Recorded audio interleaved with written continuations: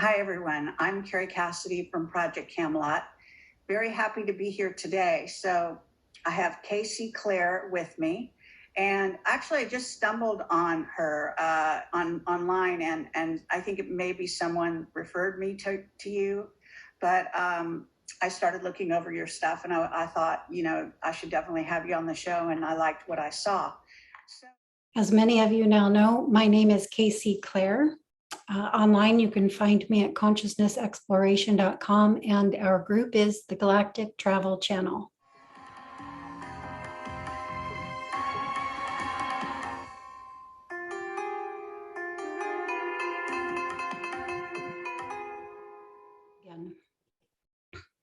In 2009, I had an awakening experience. It was a Kundalini Awakening experience. And at this time, I started going out of body. I became known at this time as an out-of-body traveler. I spent 4 years, day and night, investigating the realms. Now, I know in your bio, you said you had a Kundalini Awakening experience. So why don't we talk about that briefly? Yes, the awakening was a Kundalini Awakening. It's what I call a top-down awakening. So my crown opened in my awareness first, which meant I immediately had access to the realms, and I began consciously shifting our body. This process was a 4-year process for me. It happened every day, every night for 4 years. So while this is happening, I'm being acclimated to what it's like to make the conscious shift. Or what I simply call being liberated within the lifetime. People call it ascension. Is typically associated with the body and body ascension, and I associate it that way too. We are making this kind of a shift. Let's see, the body got cleared. It was extremely painful for a period of time, and after that was over, and during the whole year, during that whole process, again, I'm exploring the realms. The first thing I discovered is the ET contact I've been having since childhood, a particular species that comes for me that I do not like going out to at all. And this is a part of my barrier that I'm still making my way through, that's inevitably going to allow us to trans-channel, which is what I'm meant to do. Following this period of time, I began to discover I had a particular dormant skill that was becoming activated that involved working with crystals. In particular, working with this crystal, doing a very specific kind of work. The crystal work, I'm not sure was ever meant to come online. It did simply because I couldn't get the vocal channels going, because I can't open my eyes in this experience. So a lot of my ET contacts are on board craft, on the table, their examinations. And a part of my conscious,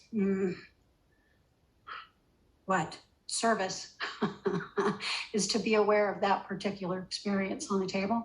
It's not easy to be aware of, but that was a part of what I was meant to do to help others understand, and myself to understand. What we're going to get into when we go into what's happening through the crystal.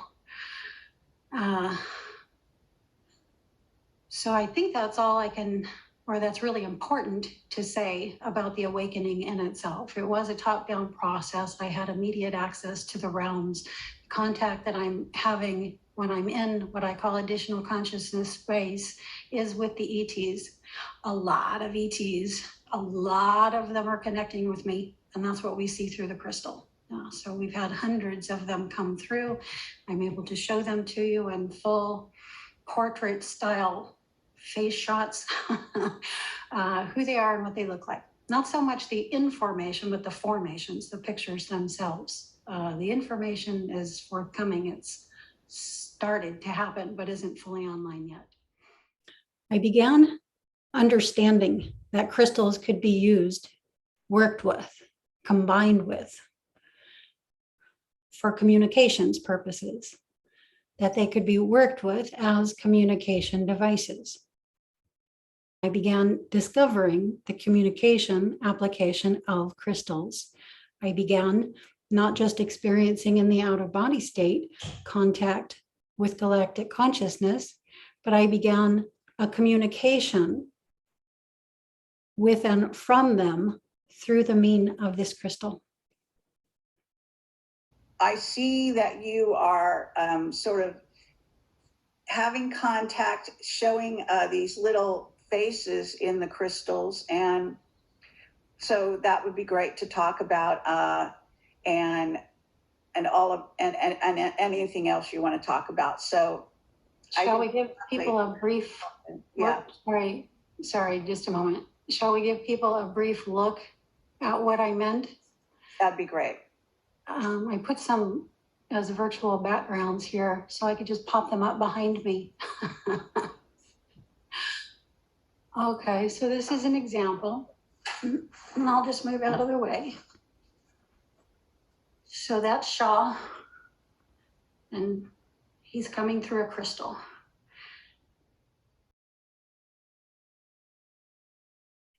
This is Oriah.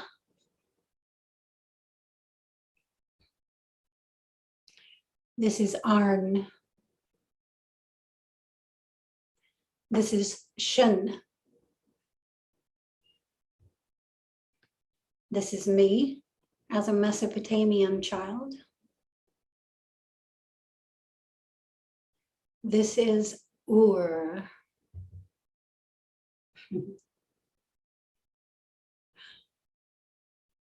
It isn't only that I'm communicating with specific beings through the mean of the crystal. A very specific story is being told to me. A very specific story is coming through me to our consensus reality.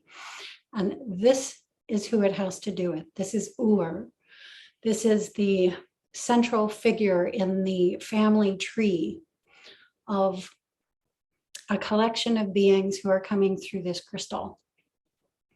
Whether this is a story that has been embedded into this stone, or whether it's a live story being told me on the spot, as it were, I haven't yet figured out. Discovery is still being made.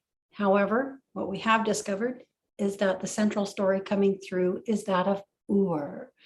And so this takes us back to Mesopotamia, back to biblical times and beyond, back to Göbekli Tepe and the builders of ancient civilizations from this time frame. So here you can see a few pictures. At the bottom, we see Ebi, which is a bird associated with this being and with me, and who I have discovered I have incarnated with before, and that when I leave the life experiences, I combine my consciousness with the consciousness of this bird to exit or make my departure from the reality. I always leave a portion of my consciousness with the bird, and then the rest of me moves on.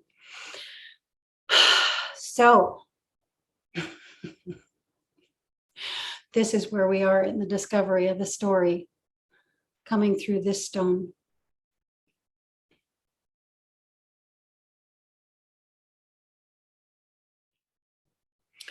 So I've been meaning to come on and give everyone a little update for quite some time, and I'm here today to do that. Just recently, I did an interview with Kerry Cassidy on Project Camelot that I'm going to link you to in the notes below. As many of you know, she's no longer here on YouTube, and so I couldn't link the video to begin with, but I'll go ahead and put that in the description on this video. So if you're interested in watching, you can go ahead and do that. There's been a lot happening. I've been working my little tail off this past year, coming up to speed with the story that we're attempting to tell. The work with the crystal, the beings coming through, all that's involved in that whole process, including the communications, learning the internal function, the communications function of crystals, and how this is even possible and why it's happening right now. And the fact that it aligns with the unearthing, more of the unearthing of ancient cities, ancient civilizations, such as Göbekli Tepe, is no coincidence.